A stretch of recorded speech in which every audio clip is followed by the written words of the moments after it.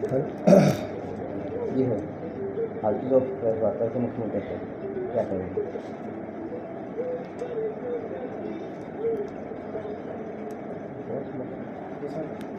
जो press conference है ये विश्व अस्थमा दिवस के रूप में आयोजित की गई है। आप सभी जानते हैं कि विश्व अस्थमा दिवस जो है वो सारी दुनिया भर में अस्थमा के रोगियों को इस बीमारी के उपचार और इसके रोकथाम में जो भी उचित जो सावधानियां बरतनी होती हैं उनको लेकर के आम पब्लिक को सचेत करने के लिए दिन मनाया जाता है, ताकि हम आम नागरिक को इस बीमारी के बारे में जागरूक कर सकें और ताकि वो अपना जीवन जो है वो इस बीमारी के चलते ठीक ढंग से अपनी दिनचर्या बिता सकें। अगर बीमारी से बात की जाए कितने परसेंट होने लगे, उसके लक्षण क्या है?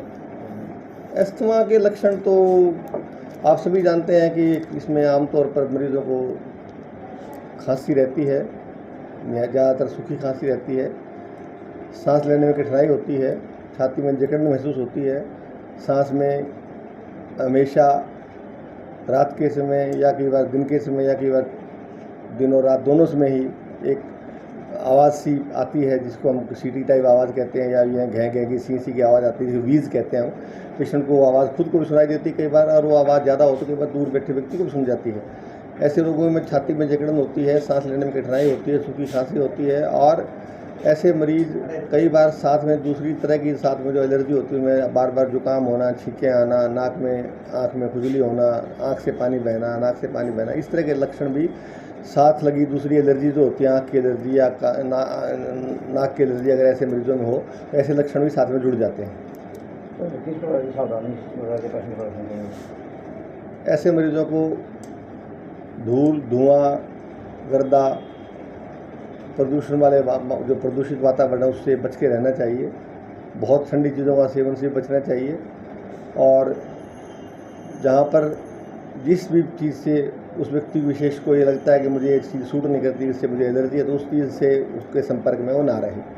बहुत सारे रोगियों का ऐसा होता है कि वो गेंदे के फूल के साथ संपर्क में आते दिक्कत होती है, कईयों को गुलाब के फूल के संपर्क में आने होती है, कईयों को ये जो आजकल जो सीज़न है जहाँ फसल निकलती है इसका जो गर्दा उड़ता है, सरसों का, गेहूं का जो कूड़ा निकलता है, इससे एलर्जी होती है। तो जिस व्यक्ति को जिस चीज़ से उसको पहचान अगर हो चुकी है कि मुझे इस चीज़ से एलर्जी है, वो उससे धूल, धुआं, गर्दा, प्रदूषण वाले जो प्रदूषित वातावरण है उससे बच के रहना चाहिए। बहुत ठंडी चीज़ों का सेवन से बचना चाहिए, और जहाँ पर जिस भी चीज़ से उस व्यक्ति विशेष को ये लगता है कि मुझे एक चीज़ सूट नहीं करती, इससे मुझे एलर्जी है, तो उस चीज़ से उसके संपर्क में वो ना रहे। बहुत सारे रोगियों का ऐसा होता है कि वो गेंदे के फूल के साथ संपर्क में आते दिक्कत होती है, कईयों को गुलाब के फूल के संपर्क में आने होती है, कईयों को ये जो आजकल जो सीज़न है जहाँ फसल निकलती है इसका जो गर्दा उड़ता है, सरसों का, गेहूं का जो कूड़ा निकलता है, इससे एलर्जी होती है। तो जिस व्यक्ति को जिस चीज़ से उसको पहचान अगर हो चुकी है कि मुझे इस चीज़ से एलर्जी है, वो उससे बचाव रखने की कोशिश करे। बहुत लोगों को ठंडी हवा से दिक्कत हो जाती है, बहुत लोगों को किसी पालतू जानवर से के बाद दिक्कत हो जाती है। तो कई लोगों को हमने देखा है कि जो ये कछुआ छाप एक अगरबत्ती आती थी पहले, मेरे पास बहुत सारे रोगी हैं जो उसके जो मच्छर भगाने के लिए वो इस तरह की जो मगर अगरबत्ती यूज़ करते थे, और रात के समय अगरबत्ती जलाते थे तो सुबह के टाइम उनको दिक्कत हो जाती थी। तो ये हमने नोट किया और पेशेंट ने भी नोट किया कि ये जो दिक्कत है ये सारी इसके धुएँ से है। तो जिस व्यक्ति को, जिस मरीज़ को जिस भी चीज़ से दिक्कत होती है, एलर्जी होती है, उस चीज़ से वो दूर रहे, उसका संपर्क उससे ना रखे। एक अनुमान के मुताबिक मैं अपने अगर कहूँ तो लगभग 1000 मरीज मैं महीने में इस रोग के देखता हूँ, और मेरे अन्य मित्र, मेरे सहयोगी जो चिकित्सक हैं, उन सभी को अगर जोड़ें तो मुझे लगता है कि 2500-3000 हज़ार रोगी प्रति माह जो है हम सब लोग मिलकर देखते होंगे इस बीमारी के। आप अभी ने पूछा कि और रोगियों को क्या ध्यान रखना चाहिए, मेरा उसमें एक विशेष आग्रह आम पब्लिक के लिए ये रहेगा कि रोगी इस बात को लेकर के कि वो दमा से पीड़ित है, निराश ना हो। वो अपना जो है वो इसमें ऐसा ना सोचें कि हमें ये रोग लग गया तो हम जीवन में क्या कर सकते हैं। वो सही बीमारी को डायग्नोज करवा के सही इलाज लेने के बाद इस बीमारी के साथ वो सामान्य जीवन बिता सकते हैं। कोई भी ऐसा काम नहीं है, कोई भी खिलाड़ी खेल सकता है, मजदूर मजदूरी कर सकता है, पत्रकार अपने भागदौड़ के जीवन की पत्रकारिता कर सकता है, कोई भी आदमी कोई सेवा में है, सरकारी सेवा में है, कोई भी किसी भी महकमे का कर्मचारी है, वो सारे लोग अपनी दिनचर्या का काम, अपने रोजगार का काम बखूबी कर सकते हैं, शर्त ये है कि वो थोड़ा परहेज रखें और थोड़ी दवाई का जो सेवन करें, नियमित रूप से डॉक्टर की परामर्श पे, सही चिकित्सक के परामर्श पे चिकित्सा लें। और चिकित्सा के बारे में भी मैं ये थोड़ा सा कहना चाहूँगा कि आज हमारे पास सुरक्षित और असरदार चिकित्सा इसके लिए मौजूद है। इनहेलेशन थेरेपी है, जिसके ज़रिए हम मरीज़ को मुंह के ज़रिए दवाई ना खिला करके ज़्यादा हम उसको सांस के ज़रिए जहाँ पर बीमारी है उसी स्थान पर दवाई भेजते हैं। सूंघने की दवाइयाँ जिसको हम इनहेलर कहते हैं, या सूखे पाउडर की जो हमारे पास इस तरह की कैप्सूल्स हैं जो कि उसको मरीज़ सूंघता है तो वो दवाई उसी स्थान पर जाती है जहाँ पर उसको असर करना होता है। इससे मरीज़ को कम दवाई लेनी पड़ती है, साइड इफ़ेक्ट्स नहीं होते और उसका असर भी जल्दी आता है। तो तुरंत और अच्छे आराम के लिए, सुरक्षित आराम के लिए, जिसमें कोई साइड इफ़ेक्ट्स ना हो, मरीज़ सही चिकित्सक से सलाह लेकर के सही इलाज करवाए, ताकि उसका जीवन जो है बिल्कुल सामान्य जीवन जी सकते। कोई परेशानी नहीं होती, बशर्ते मरीज़ थोड़ी दवाई नियमित रूप से ले और अपना ख्याल रखे।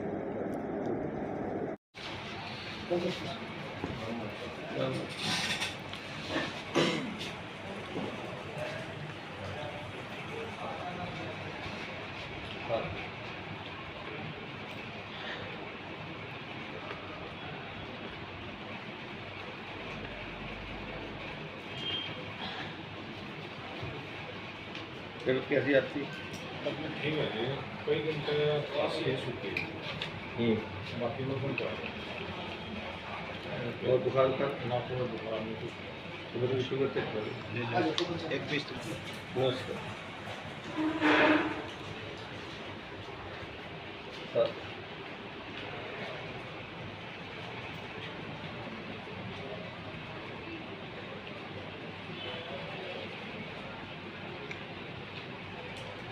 हाँ जी, मेरा क्या हाल है? जी हम तो ठीक है जी। सवेरे दूध को घूमू 6 बजे की मोटा मोटा काल घूम क्या सूखी से आराम मिल जाता है? हाँ जी।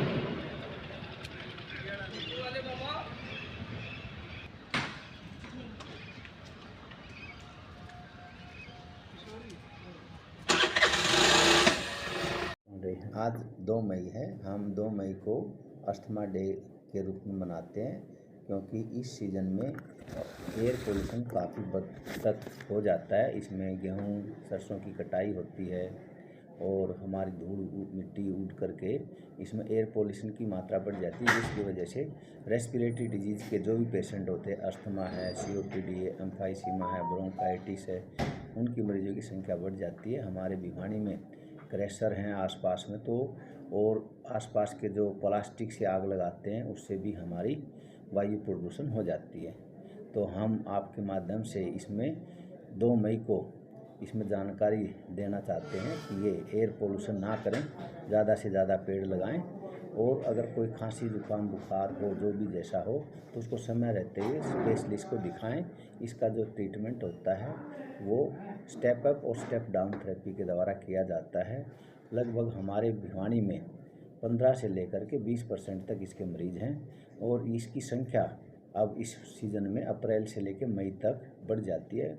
और इसको अगर सही तरह से कंट्रोल किया जाता है तो हमारे रेजिडुअल इफ़ेक्ट नहीं रहते। तो आपके माध्यम से यही प्रार्थना है कि एयर पोल्यूशन ना करें, ज़्यादा से ज़्यादा पेड़ लगाएं। जब भी अस्थमा होता है, एलर्जिक राइनाइटिस होती है या ब्रोंकाइटिस होती है, उसके क्वालिफाइड डॉक्टर से इलाज करवाएं। इसके लिए हम जो इनहेल जो थेरेपी है उसका हम ज़्यादा प्रयोग करें, क्योंकि इसकी इनहेल जो थेरेपी में जो दवाइयाँ होती है वो माइक्रोग्राम में होती है, और बाकी जो दवाइयाँ होती है वो मिलीग्राम में आकर के 10,000 गुना 1000 गुना कम से कम डोज कम होती है, और उसका सिस्टमिक इफ़ेक्ट नहीं होता। लेकिन लोगों में गलत धारणा होती है कि इनहेलर जो होते हैं वो तो आखिरी चॉइस है, इसके साइड इफ़ेक्ट है, जबकि ऐसी भ्रांतियाँ अपने मन में ना लें, तो हम क्वालिफाइड डॉक्टर की सलाह लें। यही है कि आपके माध्यम से और हम जितने भी मरीज़ आते हैं उसको सलाह देते हैं कि एयर पोल्यूशन ना करें, और जब भी कोई एग्जर्बेशन होती है, जैसे भी एयर में पोल्यूशन होता है तो वो एलर्जन हमारे रेस्पिरेटरी सिस्टम में जा कर के स्पाज्म करते हैं, इन्फ्लेमेशन करते हैं, और अक्यूट एग्जर्बेशन एडमिशन का कारण बनते हैं। तो जैसे पेशेंट ज़्यादा बार बार एडमिट होता है तो उसको इकोनॉमिक का लॉस होता है, और लोगों का काम खुंडता है, तो उसको अवॉइड करने के लिए हम इस पे एक ज़्यादा से ज़्यादा पेड़ लगाएं और एयर पोल्यूशन को अवॉइड करें।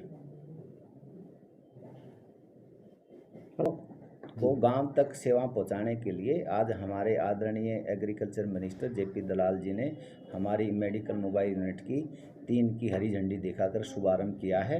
इनमें जो भी हर गांव में जो फैसिलिटी दी जाती हैं उसको हम टीकाकरण की सुविधा देते हैं, महिलाओं की जांच की सुविधा दी जाती है, फिर जो बड़े आदमी होते हैं जो कैटरेक्ट स्क्रीनिंग की जाती है, जिसको चश्मे की ज़रूरत हो तो प्रेस बायोपिक चश्मे दिए जाते हैं, डेंटल की भी फैसिलिटीज़ है, टीबी की स्क्रीनिंग की मरीजों की देते हैं, और blood pressure, sugar, cancer screening, जितनी भी हमारी हेल्थ सर्विसेज हमारे CHC, SDH और डिस्ट्रिक्ट लेवल पर दी जाती हैं, वो सारी सुविधाएं हम उस मेडिकल मोबाइल यूनिट के द्वारा गांव लेवल पर दे रहे हैं। और इसका प्रोग्राम अब पहले हम 1 मई से लेकर के 31 मई तक लोहारू कंस्टिट्यूशन में, फिर हम बुवानी खेड़ा में करेंगे, फिर लोहारू में करेंगे और फिर भिवानी में करेंगे। तो ऐसी कंस्टिट्यूशन वाइज हर महीने का हम माइक्रो प्लान बना दिया है, और उसके तहत हमारी टेंडेंसी है कि जो आदमी जिसको ज़रूरत है उसकी सेवा गांव लेवल पर मिले। हर एक की जांच की सुविधा है, सभी दवाइयाँ तरह की दी जाती है। तो इसमें जितनी भी सुविधा है उसका ज़्यादा से ज़्यादा फ़ायदा उठाएं और इसको सक्सेस बनाएं।